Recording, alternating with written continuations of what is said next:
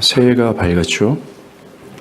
하나님께서는 시간과 공간이라는 것을 창조하셨습니다. 그래서 하나님께도 2019년 새해는 우리에게 주시는 남다른 의미가 있다는 겁니다. 그러하기에 하나님 백성된 우리는 새로운 시간과 공간을 허락하신 이 새해 앞에 새 마음과 각오로 임해야 될 것이 마땅할 것입니다. 그런 의미에서 한 달간 하나님께서 우리에게 향하신 가장 중점적이고 또 기본적인 사안이 무엇인지에 대해서 살펴보고자 합니다. 4주에 걸쳐서요. 그 첫 번째로 우리의 내면과 삶이 철저히 하나님 중심이어야 된다는 것을 말씀드리고 싶습니다. 저는 한 1년 전에, 한 1년 이상 전이죠. 우리가 십계명을 전체적으로 나눌 때 했던 설교를 다시 한번 반복하고 싶습니다. 오늘 우리가 읽은 너는 나 외에 다른 신을 내게 두지 말라라는 이 계명은 말입니다. 십계명의 첫 번째 위치한 것입니다. 이것은 십계명 나머지 계명의 근간이며 십계명 전체 계명의 목적을 함축한 것이라 말씀드릴 수 있어요. 즉, 이 첫 번째 계명이 내 내면과 정신의 전제가 될 때야, 이 첫 번째 계명이 내 심령 중심에 자리할 때야 그제서야 비로소 뒤에 이어지는 9가지 계명을 행할 수 있다는 겁니다. 기쁨으로. 그리고 나머지 9가지 계명들의 존재하는 목적이 모두 다 이 첫 번째 계명을 성취하고자 있는 거라는 겁니다. 즉, 하나님의 모든 명령에 따라 신앙하고 사는 이 궁극의 목적이 나 외에 다른 신을 두지 말라라고 하는 철저한 하나님 중심에 있다는 거예요. 이 첫 번째 계명이 십계명을 대표로 하는 모든 율법 전체 목적을 담고 있습니다. 더 나아가 신구약 성경 전체가 말하고자 하는, 즉 하나님 백성에게 요구하는 규범이다라고 얘기할 수 있어요. 최종적인. 나 외에 다른 신을 내게 두지 말라라는 하나님의 절대 가치를 깨닫고 하나님 한 분으로 충분성을 가지고 하나님 한 분을 섬기는 겁니다. 하나님이라면 나의 모든 것을 다 내려놓을 정도로 하나님이 나의 모든 중심과 전부가 되는 거죠. 이것을 위해 하나님 우리를 택하셨어요. 이것을 위해 그리스도는 당신의 피로 우리를 속량하셨으며 이것을 위해 성령은 우리를 거듭나게 하셔서 그리스도의 생명을 주신 겁니다. 이 거듭남의 주된 목적이 바로 이 계명이 우리 내면 안에 실제화되도록 우리를 변화시키는 약속이에요. 사도 바울이 얘기하지 않았습니까?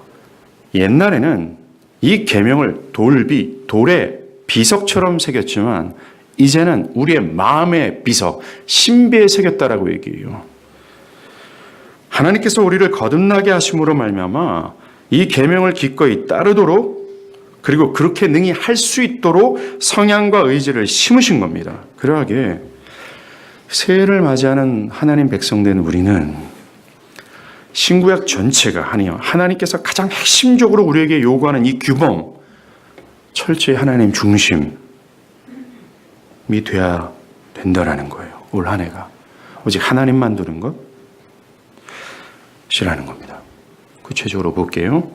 먼저 나 외에 라는 말이요, 매우 독선적이고 편협한 인상을 줄 정도로 유일함을 강조합니다. 이 말은 하나님 외에 다른 신들을 인정할 수 없다라는 거예요. 허용할 수 없다라고 하는 단호하신 하나님의 입장을 표명한 겁니다. 오직 여호와만이 하나님 백성이 섬겨야 될 참된 신이 된다는 말입니다. 성경의 첫 시작이죠. 천지를 창조하는 이 사건서부터 사실 이 사안을 말하고자 하는 거나 마찬가지입니다. 하나님께서는 이미 존재한 어떤 재료를 이용해서 천지를 창조하신 것이 아닙니다. 하나님은 완전한 무에서 천지를 창조하셨다는 겁니다. 이거 말은 하나님 전에는 아무것도 없었고 모든 것이 하나님 이후에야 존재되었다는 뜻이 되는 겁니다. 눈에 보이는 것이나 눈에 보이지 않는 모든 만물의 시작이 하나님으로부터 기원된 것이고 하나님을 제외한 모든 것은 그의 피조물이라는 겁니다. 모든 것이 하나님을 초월할 수 있는 것이 없으며 그 어떤 것도 하나님과 동등되는 것도 없고 하나님께서 받으셔야 될 영광을 취할 그 어떤 존재가 없음을 성경 초반부터 선언하고 시작하는 셈이 된다는 거죠. 천지창조의 메시지는 이러한 중요한 사안을 품고 있는 거나 마찬가지라는 겁니다. 바울도 말합니다. 골로새서 1장 16절이에요. 만물이 그에게서 창조되되 하늘과 땅에서 보이는 것들과 보이지 않는 것들과 혹은 왕권들이나 주권자들이나 통치자들이나 권세들이나 만물이 다 그로 말미암고 그를 위하여 창조되었고 또한 그가 만물보다 먼저 계시고 만물이 그 안에 함께 섰느니라. 성경은 이처럼 하나님 외에 높임을 받을 만한 어떤 신이 없다라고 얘기하고 있어요. 만약 그 어떤 것이 신이라고 주장한다면 그것은 그저 하나님께서 창조하신 피조물에 불과하다는 겁니다. 하나님을 능가할 수 없다는 거죠. 그러하게 우리가 하나님 백성이 섬겨야 될 분은 오직 여호와 하나님임을 천명하고 있다는 거죠. 나 외라는 이 첫 계명은 오직 하나님만이 참신이다 라는 것을 천명함과 동시에 하나님께 속한 영광을 다른 존재에게 돌리는 것을 금하고 있어요. 하나님께 돌려야 될 영광을 다른 어떤 것에 돌리는 것을 철저하게 하나님은 원하지 않는다라는 걸 표명하는 겁니다. 매우 단호하시죠. 독선적일 정도로 하나님은 모든 것 위에 나만 영광을 받아야 돼라고 말씀하시는 겁니다. 이사야서 44장 6절과 7절은요. 이스라엘의 왕인 여호와 이스라엘의 구원자인 만군의 여호와가 이같이 말하노라. 나는 처음이다. 나는 마지막이다. 나 외에 다른 신은 없다. 성경 곳곳에는 하나님께서는 영광받기에 합당한 분이라는 사실을 기록하고 있어요. 하나님은 하나님으로서 합당한 영광을 받으셔야 되며 또한 다른 것에게 하나님께 돌려야 될 사랑과 존경과 영광을 돌리는 것을 허용하지 않으십니다. 우리가 매우 주의해야 될 것이 있어요. 그것은 하나님은 자신을 존경함과 동시에 다른 것을 마음에 두는 것을 관대에 묵인하지 않는다라는 겁니다. 즉 하나님도 존경하고 다른 무엇도 존경하고 하나님도 내 마음에 최고의 자리에 있고 그와 동시에 다른 무엇도 내 마음에 최고의 자리에 있는 것을 하나님 금하신다라는 거죠. 이것이 오늘날 사람들이 생각하는 오류입니다. 사람들은 자신이 하나님을 존경하고 있기에 삶에서 돈, 명예, 권력, 성공, 사랑하는 사람 등등을 하나님보다 더 사랑하는 것에 대해서 별다른 문제의식을 갖지 않습니다. 하나님을 나름대로 존경하고 있기에 그것에 뒤따르는 또한 신앙적 행위를 내가 하고 있기에 하나님보다 자녀를 사랑하는 것, 하나님보다 직장과 사업을 사랑하는 것, 심지어 때론 하나님을 치워버리면서까지 자기의 일을 구하는 것에 있어서 합당하다고까지 여긴다라는 겁니다. 사람들은 하나님을 존중히 여긴다고 하면서 하나님 외에 다른 것을 하나님보다 더 사랑하는 것, 하나님이 있어야 될 그 중심에 다른 것을 모셔놓고 살아가는 것에 대해서 아무런 문제의식을 못 느낀다라는 거죠. 이 첫째 계명은 철저히 이러한 사람들의 행태들을 거부합니다. 오직 하나님만 두는 것을 철저하게 요구한다라는 것이죠. 쉽게 말해서 우상 숭배를 불허하신다라는 것입니다. 성경에서 우상 숭배는 하나님 외에 다른 종교의 신을 숭배하는 것을 뜻해요. 여러 형상이나 자연물에 무릎을 꿇고 입을 맞추는 행위를 말합니다. 하지만 외적으로 그러한 행동을 하지 않더라도 마음으로 우상을 숭배할 수 있음을 성경은 말합니다. 에스겔 14장 3절입니다. 인생의 중심에, 여기서 인생이요 번역하면 먼지에 불과한 이란 뜻입니다.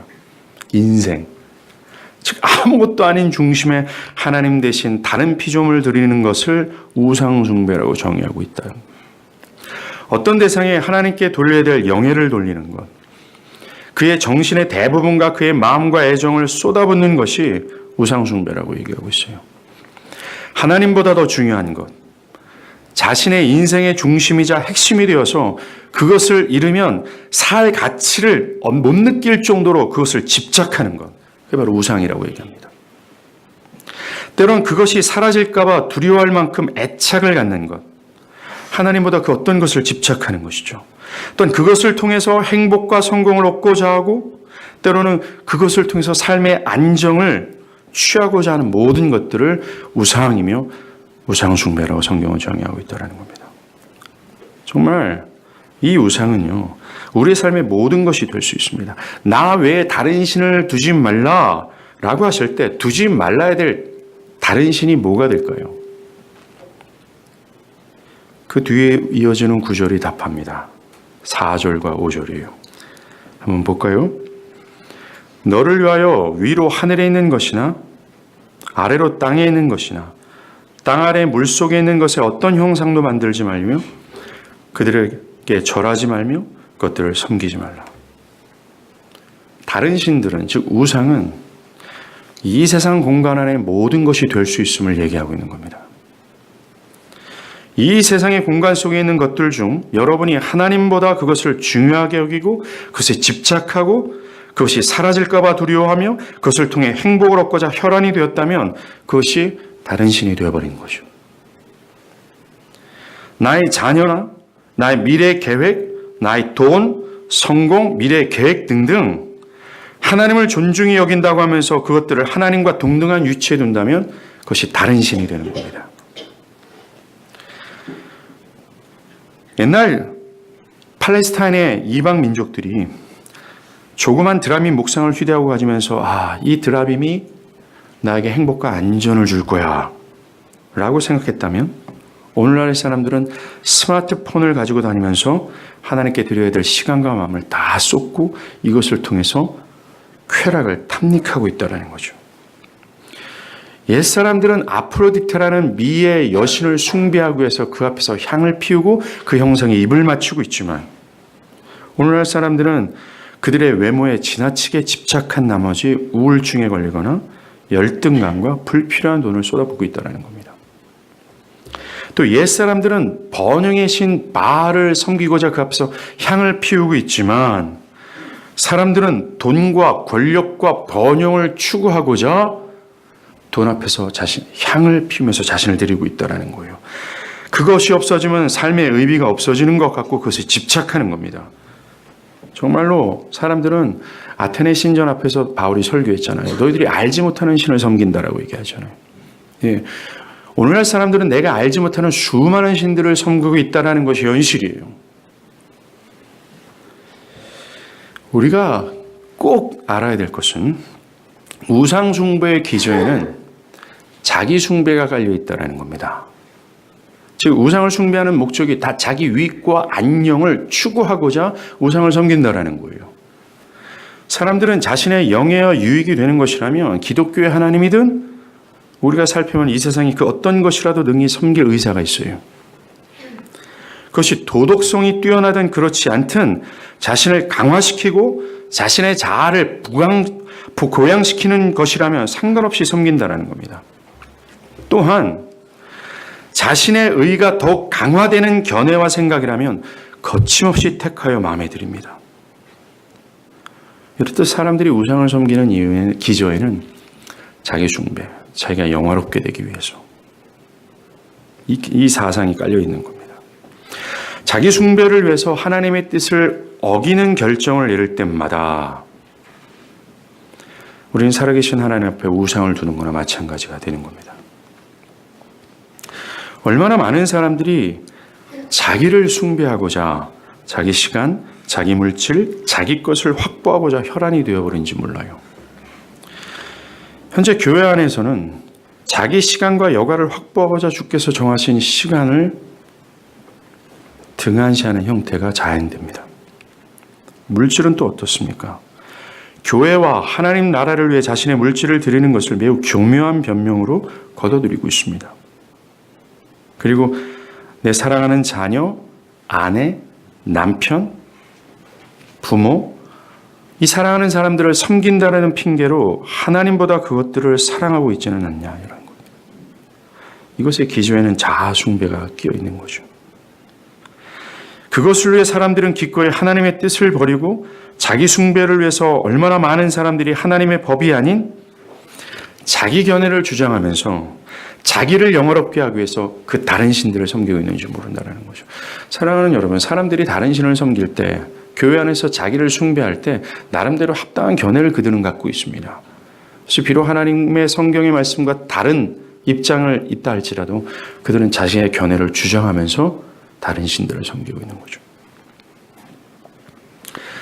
성경 전체가 이 우상 숭배를 가장 혐오하는 죄악으로 몰아붙이고 있습니다. 그 이유는 이 우상 숭배가 내가 하나님이라고 주장하며 하나님을 반역했던 아담의 타락한 본성의 열매예요. 즉 그것이 하나님이 너 죽고 또 죽을 거야 라고 했던, 그렇게 저주하셨던 죄악의 실체라는 겁니다. 이 우상 숭배가 말입니다. 즉 뭡니까? 하나님이 아닌 자아를 숭배하는 그것이 성경 전체가 가장 혐오하는 죄악 중에 죄악이며, 인간은 그것 때문에 죽고 또 죽게 된 거죠. 지금의 저주가 이 우상 숭배로 말미암아 비롯됐다라고 성경은 말하고 있기 때문에 그렇습니다.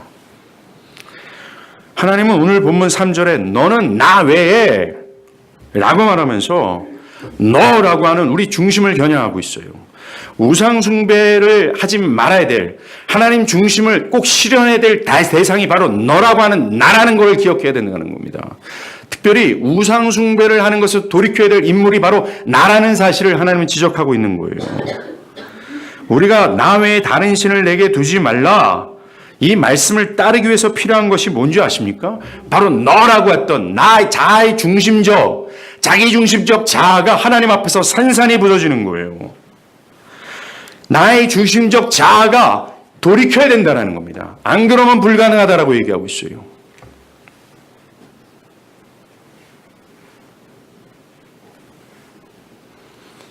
어떻게 하든지 나의 유익과 영광과 나의 견해를 주장하려고 하는, 철저히 나 스스로가 하나님에 대해서 나를 숭배하고자 하는 수많은 모든 형태들, 바로 내가 그리스도의 십자가와 그리스도와 함께 십자가에 못 박혀 죽어야 된다라고 얘기하고 있다는 겁니다. 그렇지 않고서는 이 첫 번째 계명을 실현하는 것은 불가능하며, 아까도 제가 말씀드린 게 뭐예요? 이 첫 번째 계명이 성경 전체가 하나님 백성들에게 요구하는 규범이라고 말하는 매우 중요한 사안이라고 말씀드리지 않았습니까? 신앙은 허상에 불과하다는 겁니다. 내가 사라지고 하나님께서 나의 중심에 들어있지 않는 한 내 모든 신앙적 행위나 여러분들이 갖고 있는 좋은 신앙적 견해마저도 다 허상일 뿐이라는 겁니다. 토마스 몰더는 이렇게 얘기합니다. 나 외에 다른 것을 내게 두지 말라. 이 계명은 우리 자신을 숭배의 중심에 두는 보편적 인간의 성향을 거스른다. 결정적 회개는 이 첫 번째 계명을 우리 자신의 것으로 만드는 것이다. 곧 자아를 섬기고 자신을 창조의 중심으로 생각하려는 유혹을 뿌리치는 것이다. 각 사람 안에는 말입니다, 자기가 하나님이고 그래서 자기의 생각과 견해가 최고라고 생각을 하고 있어요. 자신의 견해와 뜻이 최고의 권위며 그것이 진리이기에 자기만 믿고 싶어하고 자기만 따르기를 바라는 강한 습성이 있다. 한마디로 말해서 교만함과 강팍함이라는 거예요. 이런 강한 습성을 가진 인간이 자신의 전부를 부정하며, 아니면 자기를 숭배하고자 미치도록 하는 성향과 의지를 갖고 있는 이 인간이 이 나 자신을 다 부정하면서 오직 하나님만 둘 수 있는 것, 이것이 가능하겠습니까?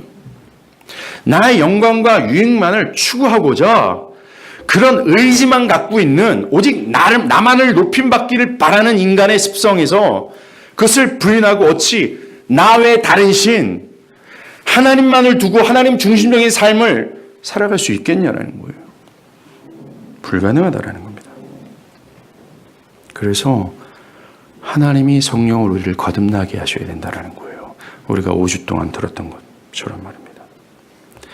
이러한 강팍하고 자아 숭배를 하고자 하는 이 자기 중심성의 이 굳은 마음들을 제거하시고 새로운 마음을 주셔야 된다는 겁니다. 이 하나님의 계명을 기뻐하는 성향과 의지를 심으셔야 된다는 거예요. 이거를 듣던 어떤 사람들은 이렇게 말할 수 있습니다. 그렇다면 하나님이 해 주셔야 되는 건 아닙니까? 하나님이 해 주실 때까지 기다려야 되겠네요. 나에게는 어떤 책임도 없겠습니다. 라고 말할 수 있습니다. 이런 말 앞에 그렇다면 질문이 생깁니다. 그렇다면 내가 할 수 있는 일이 뭔가라는 겁니다. 우리가 할 수 있는 일은 없을까? 있습니다. 그게 아까 토마스 몰도가 얘기했던 참된 회개입니다.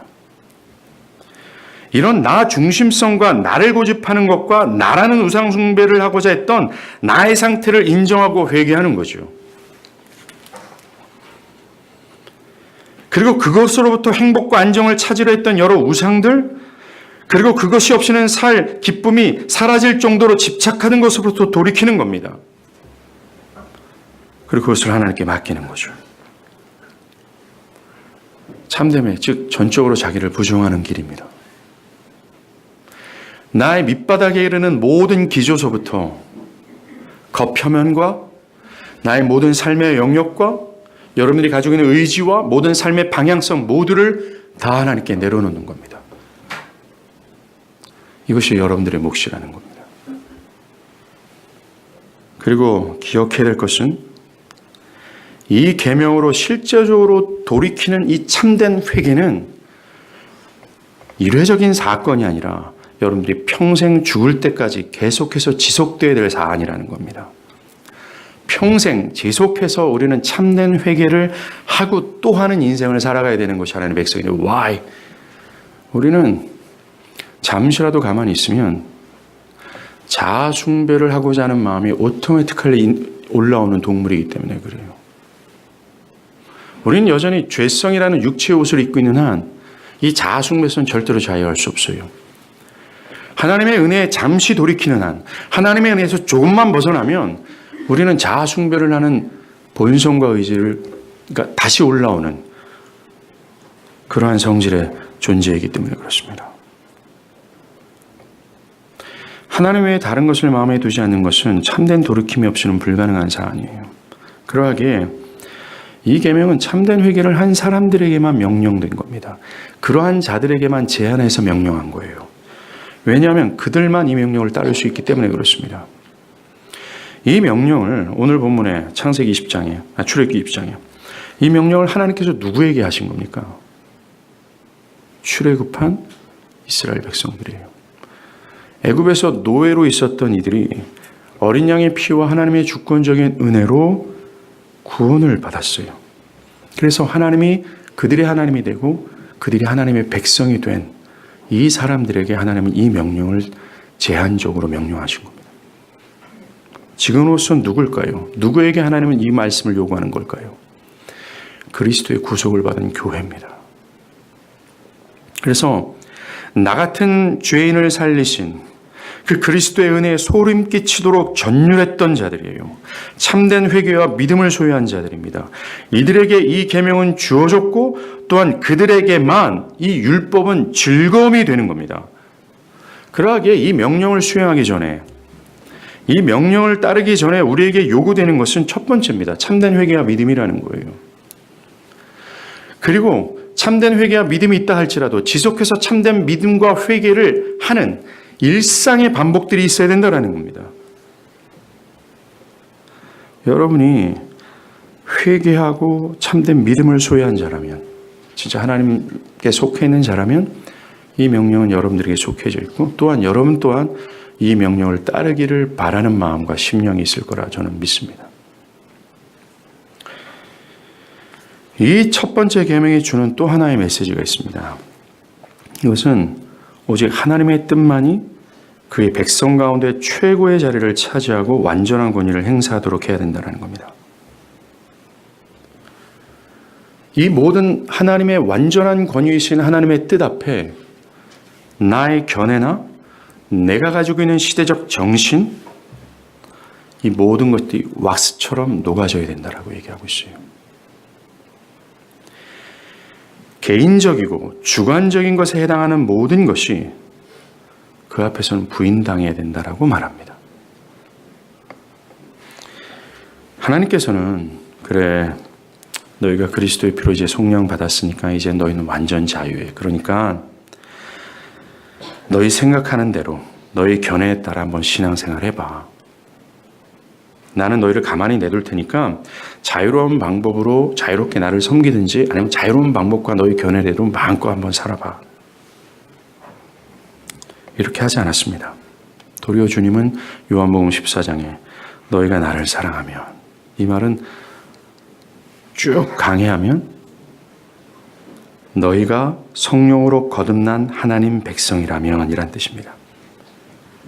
나의 계명을 지켜야 될 것이다 라고 얘기합니다. 즉 철저히 하나님의 뜻을 따르는 것이 마땅하다고 말씀하시는 거예요. 즉 하나님의 뜻이 거듭난 신자들에게는 최고의 권위가 되어야 된다는 얘기입니다. 만약 사람들이 자신의 견해가 최고의 권위가 돼서 자신의 견해에 따라 살아간다면 뻔합니다. 어떻게 될까요? 철저히 자아숭배입니다. 사람들은 자기중심적으로 자기를 영화롭게만 하고자 할 것입니다. 심지어 신앙을 하는 것도 마찬가지입니다. 철저히 자기중심적 신앙을 할 뿐이라는 겁니다. 자신의 견해와 자신이 지금까지 갖던 모든 정신이 하나님 앞에서 부정당하지 않을 때 사람들이 하는 신앙적 형태는 자신의 견해에 따라 신앙하고 자신의 정신에 따라 신앙할 뿐입니다. 자신이 지금까지 형상화했던 그 하나님을 중심으로 놓고 자신의 견해가 율법의 항목이 되어 그것에 따라 살아간다는 겁니다. 특별히 대부분의 사람들은 이렇게 생각할 겁니다. 자신의 삶에 어떤 부담도 주지 않는 기독교, 무엇을 해야 되거나 무엇을 희생하거나 무엇을 헌신할 필요가 없는 기독교라는 거죠. 자신을 지켜주시고 복을 주시는 하나님이지만 나의 삶에는 간섭하지 않는 하나님, 나의 죄에 대해서는 매우 관대하면서도 그저 나를 사랑만 해주는 하나님, 이런 하나님을 형상해서 매우 이기적이고 오망방자 신앙적 행위와 삶의 태도를 가지고 살 겁니다. 아니에요. 하나님은 하나님의 뜻이 나의 최고의 권위가 되어 그 모든 최고의 권위 되신 하나님의 뜻 앞에 나의 모든 것이 다 녹아져 내리길 바라십니다. 그래서 그대로 그것을 수용하여 나의 모든 것이 하나님의 뜻에 복종하기를 바라는 거죠. 사랑하는 여러분, 이것이 올 한 해 우리가 사수해야 될 영적인 고지입니다. 마귀는 우리의 생각과 견해를 공격해서 하나님이 최고의 권위의 자리에 있지 않도록 하나님을 끌어내려요. 그래서 그 최고의 권위에 내가 있기를 바라며 하나님의 권위가 내 견해 속에서 무력화되도록 공격할 겁니다. 여러분들을. 하나님의 뜻이 아닌 나의 생각이 최고의 권위가 되도록 또한 유혹할 겁니다. 신앙의 생명력을 잃은 첫 시발점이 바로 이거예요.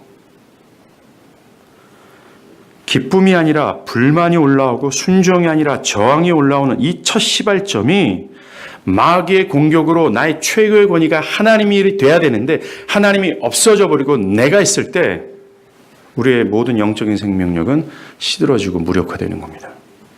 하나님의 명령을 따를 수 없다는 겁니다. 올 한 해 하나님 중심이라는 이 중요한 명령에 순종하기 위해서 싸워야 될 첫 번째 사안이 이거예요. 지속되는 회개와 지속되는 믿음입니다. 계속해서 그 하나님의 권위의 말씀을 기꺼이 기쁨으로 수용하며 나의 모든 견해와 정신들을 부정해 나가는 겁니다.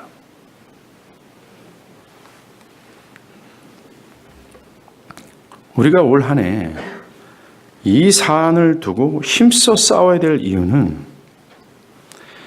인간이 이 첫 번째 계명을 잃어버릴 때 말입니다. 즉 하나님 절대적 중심을 잃어버릴 때 인간 역사에는 저주가 들어올 수밖에 없었어요. 혼돈의 상태로 인간이 떨어질 수밖에 없었다는 겁니다. 우리의 삶이 하나님 없는 지옥으로 떨어지는 겁니다. 아마도 여러분들은 신앙생활하면서 이것을 경험했을 거라 생각해요. 여러분들이 비록 하나님 백성들이라고 생각하지만 끊임없는 불안과 염려와 두려움으로 사로잡힐 때가 있지요. 왜 그런 줄 아십니까? 이 하나님 중심을 잃어버렸기 때문에 그렇습니다. 창세기 2장에서 하나님께서 창조하신 인간이 있어요. 하나님은 그 인간들에게 요구한 것이 한 가지 있습니다. 뭐겠습니까? 철저히 하나님 중심이에요. 자기의 모든 것을 부정해서 오직 하나님의 뜻만을 수용하고 하나님의 뜻에 복종함으로 하나님을 영화롭게 하라고 하나님은 그렇게 요구하셨습니다. 그것이 하나님께서 바라는 우리의 상태가 또한 되는 겁니다. 바로 그렇게 될 때에 인간은 완전한 행복과 완전한 담대함과 완전한 소망 가운데 있을 수 있었어요. 그것을 안식이라고 얘기할 수 있었습니다. 사람들이 지금 생각하는 완전함과 안정된 모든 삶은 하나님 중심이 실제적으로 실현될 때에 그렇게 가능하다는 거예요. 어떤 불안과 염려는 사라질 수밖에 없습니다. 하나님 중심이 내 영혼과 내 내면에 실현될 때에 우리의 가정과 나 개인의 어떤 것에 두려움은 떨쳐버릴 수 있게 되는 거예요. 그런데 창세기 3장에서 하나님은 인간들은 이 하나님 중심을 버렸습니다. 내가 하나님 되고 싶어서 하나님 버리고 나를 최고의 위치로 딱 서 있는 순간 인간은 완전한 안식을 잃어버리게 되는 거예요. 우리의 신앙도 똑같습니다. 우리가 아무리 교회 안에서 신앙하고 말씀 듣고 주구장창 해도 내 심령 가운데 성령께서 이루시는 이 하나님 중심적 내면 실제적으로 그것을 분투하며 싸우자 회개하고 나의 모든 견해를 회개하고 또 회개하며 믿음으로 나아가는 분투가 없다면 그래서 마귀의 유혹으로 말미암아 이 하나님 중심을 빼앗기고 내가 최고의 권위와 내 견해가 최고의 진리가 된다면 여러분들은 어떻게 됐습니까? 여러분들에게 찾아오는 것은 하나님 말씀 앞에서의 저항입니다. 불만이죠. 그리고 하나님이 뻔히 있음에도 불구하고 염려와 두려움으로 사로잡혀 바들바들 떨 수밖에 없어요. 교만이 하늘을 찌를 듯하며 그의 견해는 그를 통해서 영광받게 되는 겁니다. 사랑하는 여러분, 우리가 오늘날 이 사회를 보면서 끔찍한 어떤 범죄들, 사람들의 끊임없는 고통들, 그리고 슬픔들, 그런 아픔들, 이 모든 것들의 원인이 뭔지 아십니까? 바로 하나님 중심을 잃어버린 결과라는 거예요. 인간이 있어야 될 상태에서 벗어난 겁니다. 제자리를 잃어버린 겁니다. 그 결과가 염려와 불안과 분노와 저항이라는 거예요. 하나님 중심을 버리고 하나님 외에 다른 신이 되는 자아를 숭배하게 된 겁니다. 사랑하는 여러분, 시험에 드는 것도 마찬가지입니다. 원인이 이것에 있어요. 그 영혼의 신앙의 생명력이 사라져요. 그것이 시들어지는 겁니다. 교회와 멀어지는 거죠. 교회의 가르침을 수용할 수 없게 되는 겁니다. 더 이상 하나님의 백성다운 빛깔이 나오지 않는 거예요. 이유가 이겁니다. 하나님 중심을 버린 겁니다. 잃어버린 거죠. 제자리를 떠난 겁니다. 여기에서 우리는 정말 중요한 사실을 발견하죠. 뭡니까? 나 외에 다른 신을 내게 두지 말라. 이 계명이 인간이 잃어버린 가장 소중한 것이 무엇인지를 말해주고 있어요. 불행과 저주와 하나님의 진노 아래 살아가면서 슬픔과 고통과 두려움과 염려로 점철된 삶을 살아가는 인간들에게 야, 너희들이 가장 소중한 걸 잃어버렸어. 이걸 말해주는 거예요. 그와 함께 인간이 되찾아야 될 것이 무엇인지를 말해주는 거예요. 완전한 안식 가운데 너희가 들어가기를 소망하잖아. 사랑하는 여러분, 여러분들 오늘 하나님 앞에서 완전한 안식을 구하고 싶은 마음 없습니까? 우리 교회를 향해서도 사랑과 평화가 충만한 교회를 바라고 있잖아요. 우리 가정에서도 어떤 것에도 흔들지 않은 반석 위에 집을 세운 그것처럼 뭔가 든든한 뭔가를 여러분들이 사모하고 있는 거 아닙니까?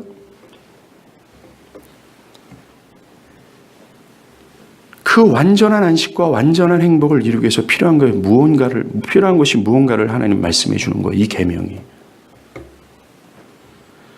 여러분에게 가장 궁극적으로 필요한 것이 무엇인지, 불안과 두려움과 죽음의 저주에서 자유할 수 있는 길이 뭔지라는 겁니다. 뭡니까?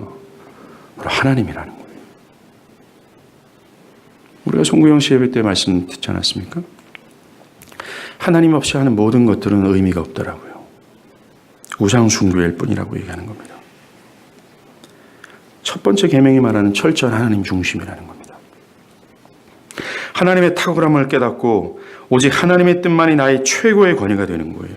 그래서 그 뜻에 온전히 복종하는 거예요. 그리고 그것이 나의 기쁨이고 기꺼이 그렇게 하고자 하는 마음들이 있다는 겁니다. 아까도 말씀드린 것처럼 여러분들의 견해와 하나님의 뜻이 동시에 있을 수 없다는 걸 기억하십시오. 근데 오늘날 사람들이 범하는 수많은 죄악들이 여기서 나타나는 겁니다. 나는 기꺼이 하나님의 말씀의 뜻에 복종할 수 있는 마음이 있어. 나는 그렇게 되길 바래. 하나님의 뜻은 나의 최고의 권위야 라고 아무리 인정해도 말입니다. 실제는 최고의 권위의 자리에 하나님의 뜻이 아닌 자기의 견해가 있어요. 그걸 어떻게 합니까? 그들이 살아가는 방식과 그들이 말하는 것과 그들이 사고하는 것이 그것을 증명합니다.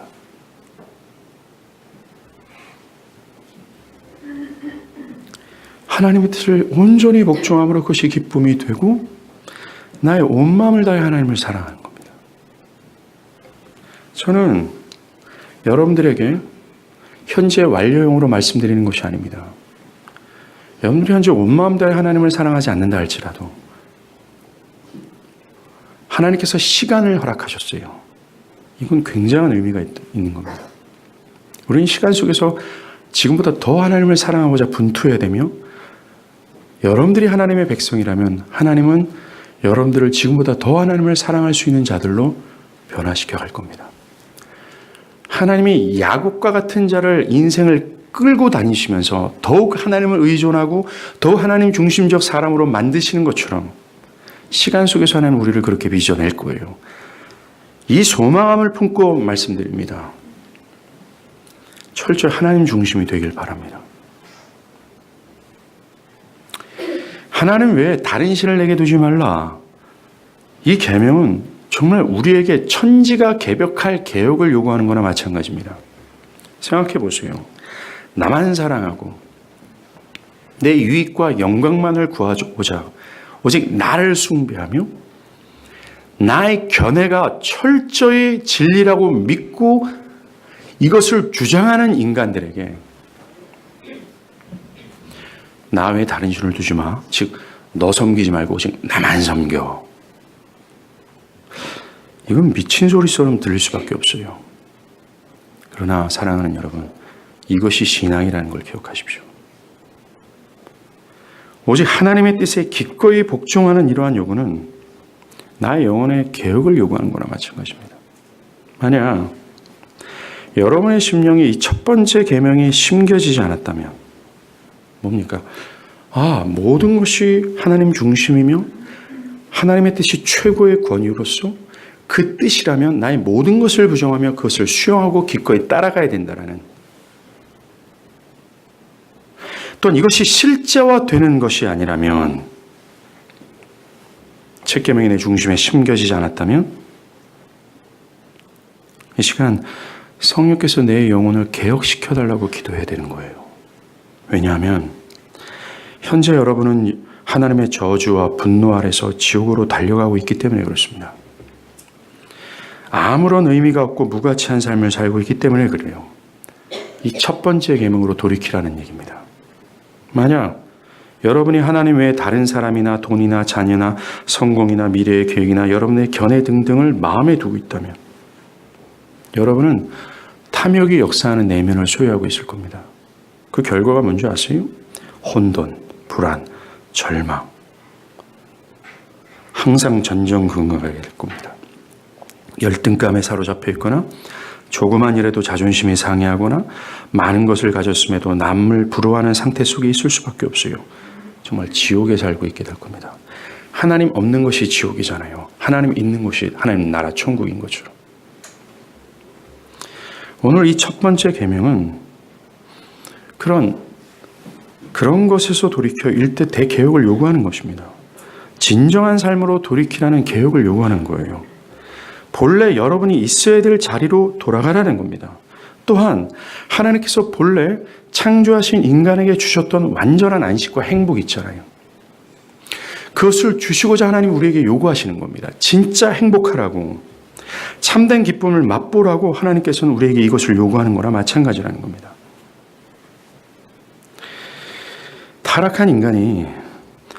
하나님이 타락한 인간을 자신의 백성으로 딱 삼을 때 가장 먼저 요구하는 것이 이거예요. 하나님 중심이라는 겁니다. 이 명령은 우리를 억압하거나 우리를 올가매는 법률이 결코 아닙니다. 이것은 우리를 첫 아담이 맛봤던 완전한 행복으로 초대하시는 하나님의 음성과도 같아요. 아까 제가 말씀드린 뭡니까? 첫 아담이 하나님의 중심으로 있을 때 그들은 완전한 행복 가운데 있다고 말씀드렸어요. 근데 그들이 하나님을 잃어버리는 순간 저주와 심판의 자리로 떨어질 수밖에 없었다고 말씀드렸잖아요. 자, 그렇다면 우리가 찾아야 될 제자리가 뭘까요? 첫 아담의 상태가 되는 겁니다. 하나님 중심이 되는 거죠. 하나님은 하나님의 택한 백성들을 부르실 때에 이것을 요구하는 거예요. 이것은 우리를 억누르는 것이 아니라 우리를 진짜 기쁨으로 초대하는 거예요. 잠깐만! 아담이 가졌던 그 행복으로, 완전한 행복으로, 하나님이 완전한 너의 주인이 되어 내가 너의 피난처와 보호자가 될게, 전능하고 신실한 하나님이 너의 아버지가 되고 너의 하나님이 되줄게 라고 하는 사랑의 초대예요.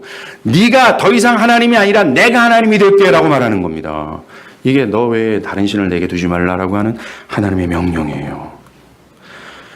이스라엘 조상 아브라함이 있잖아요. 그 아브라함이 처음으로 부름을 받을 때 하나님이 이걸 요구한 겁니다. 나 외에 다른 신을 두지 마. 네 하나님은 내가 돼야 돼. 더 이상 너가 아니야 라고 말씀한 거나 마찬가지예요. 창세기 12장 1절 하나님이 아브라함을 처음 부를 때 이렇게 얘기합니다. 너는 너의 고향 친척과 아비집을 떠나 내가 내게 보여줄 땅으로 가라 명령하셨어요.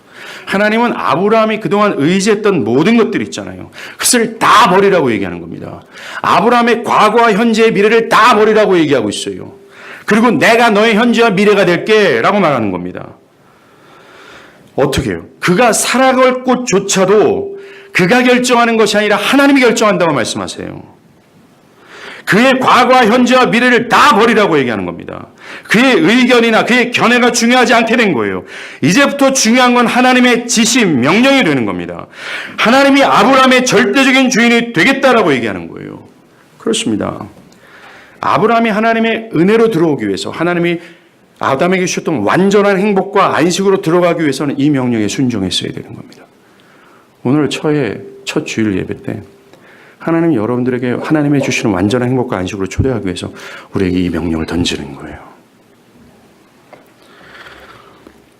이것이 이처럼 하나님 백성이 되기 위한 첫걸음입니다. 또 필연적인 거라는 거죠. 인간의 본연의 자리로 돌아가는 겁니다. 오늘날 그리스도의 피로 부속받은 교회도 마찬가지예요. 여러분의 과거와 현재와 미래를 버리라고 말합니다. 여러분들에게 신들이 될 수 있는 요소를 버리라고 얘기해요. 그리고 그 모든 것을 하나님께 맡기라고 얘기하는 겁니다. 이제부터 여러분들의 의견이나 견해가 중요한 것이 아니라 하나님의 명령만이 중요하다고 하나님 말씀하시는 겁니다. 예수님께서도 마태복음 22장 37절, 39절에 네 마음을 다하고 목숨을 다하고 뜻을 다하여 주 너희 하나님을 사랑하라. 이것이 모든 율법의 강령이라고 말씀하셨습니다. 이것이 우리가 지금 얘기하고 있는 하나님 중심과 관련이 있는 거예요. 이 명령은 하나님을 잃어버린 타락한 인간들에게 진짜 행복을 주시고자 하는 하나님의 명령이라는 겁니다. 들어오기 위한 어떤 길을 하나님 제시하는 거예요. 이 하나님의 요구에 합당하게 반응해야 되는 것이 참된 지혜가 아니겠습니까? 사랑하는 여러분, 저는 여러분에게 묻고 싶습니다. 여러분은 정말로 하나님 외에 다른 것을 마음에 두지 않기를 원합니까? 그리고 하나님 외에 다른 것을 두는 것을 위해서 분투하고 싸우고자 하는 의사가 있으십니까? 이 말씀을 그저 사변적으로 듣지 않길 바랍니다. 여러분들의 모든 실제가 되길 바라요. 나의 뜻을 부정하며 하나님의 뜻이 나의 최고의 권위가 되기를 원하십니까?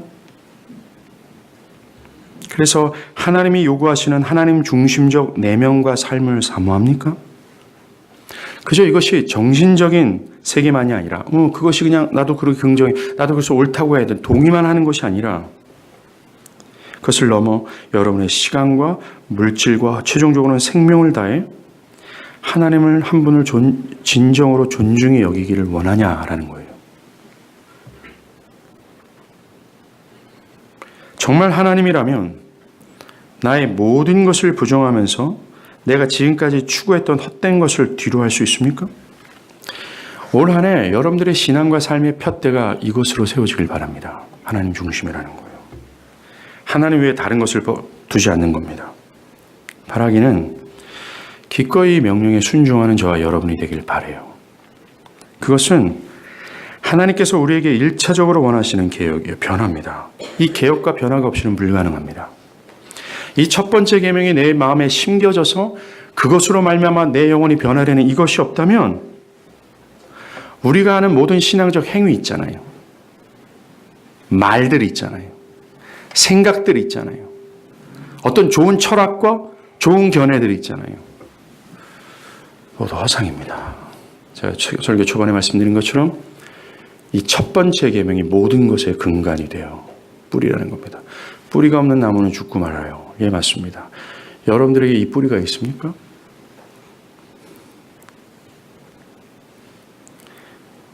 우리는 제자리를 찾아가야 됩니다. 참된 기쁨과 복락을 누릴 수 있는 이 첫 길이에요. 이 변화가 있길 바라요. 그래서 바울은 이 하나님 중심적 삶과 내면을 유지하고자 뭐라고 고백합니까? 나는 날마다 죽노라 라고 얘기합니다.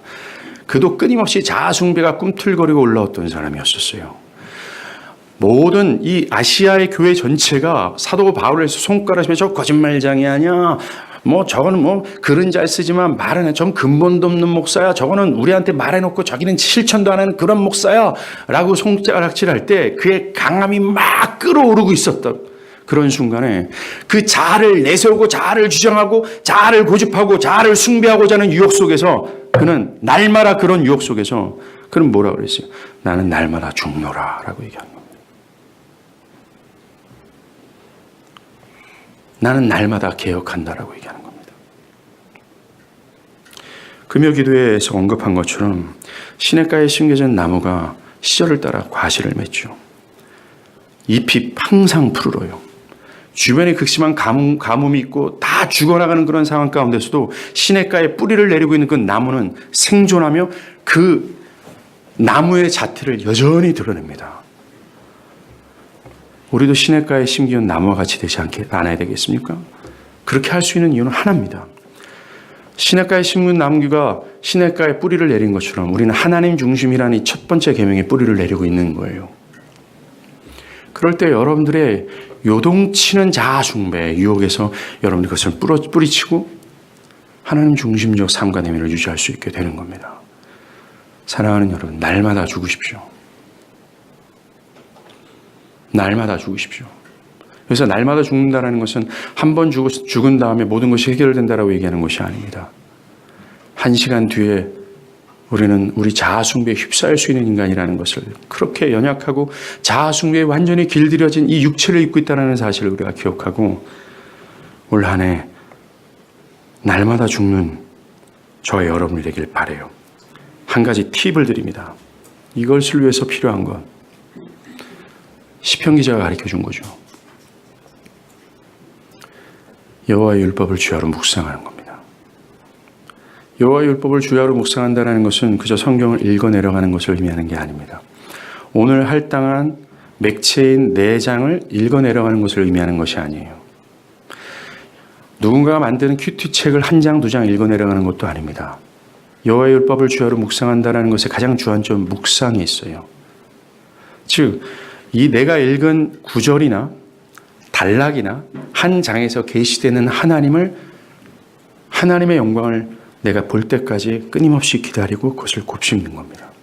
그래서 이 성경에서 드러난 그 하나님의 영광에 대하여 내가 의식할 때까지 하나님의 하나님 되심을 내 영혼이 의식할 때까지 가는 것, 그것을 묵상이라고 얘기하고 있어요. 예, 우리의 신앙적 자태가 하나님 중심으로 철저하게 있는 것, 하나님 중심으로 가정과 삶을 유지할 수 있는 가장 근본은 하나님 중심이라는 이 첫 번째 계명의 뿌리를 내리는 건데, 이것을 존재할 수 있는 힘이 바로 여호와의 율법을 주야로 묵상하는 것이다라고 얘기하는 겁니다. 주야로 묵상하는 것, 하나님에 대해서 내가 하나님을 의식하는 거예요. 살아계신 하나님을 의식하는 겁니다. 그 살아계신 하나님을 경외하는 거예요. 얼마나 많은 사람들이 하나님을 안다고 말하지만 하나님을 의식하지도 않고 하나님을 경외하지 않는지요. 여전히 자아가 중심이 되어 살아가고 있는지요. 바랍니다. 이 영적인 고지를 사수합시다. 그래서 올 한 해 하나님께서 근본적으로 요구하시는 우리를 향한 바람, 이 하나님 중심적 내면과 삶을 실제적으로 실현하는 우리 모두가 되길 바랍니다. 기도하겠습니다.